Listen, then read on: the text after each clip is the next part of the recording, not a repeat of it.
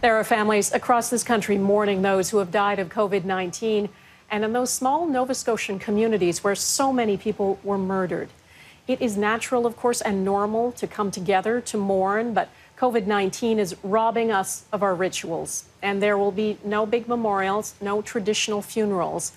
With me is Pastor Stephen Adams. He's from Faith Baptist Church in Great Village, Nova Scotia. That's just down the road from Portapique. Pastor Adams, first, our condolences to everyone in the communities there. The grief must be so acute, and this is small-town Nova Scotia. Everyone is closely connected. How are people coping? People, I think, are still in shock, and which I think most people who've gone through any kind of trauma or observed people going through trauma would appreciate the reality of that. It is to use a word like overwhelming would be a gross understatement.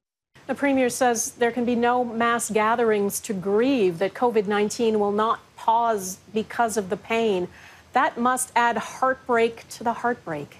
I don't know if it adds to the heartbreak, but it sure makes it more difficult to be, there for other people and to have other people provide, comfort. There are plans for a virtual vigil on Friday. I know that is still in the works, but do you know what it might look like? I'm not part of the planning committee for that. I have been asked if I would participate, and I said that I would. I know that a number of people have been asked to participate, community people and people, across the country, and the people here that are impacted so closely, who've lost family members.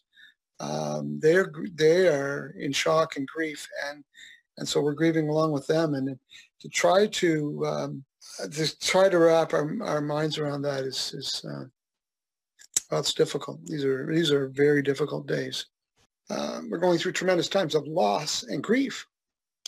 But this situation is compounded not just by the fact that it's so immense and involves so many people and so many families, but also because it's become a global grieving. I don't want for us to lose in all of this the people whose lives have been torn apart and whose hearts have been shattered by this. We're talking children without parents.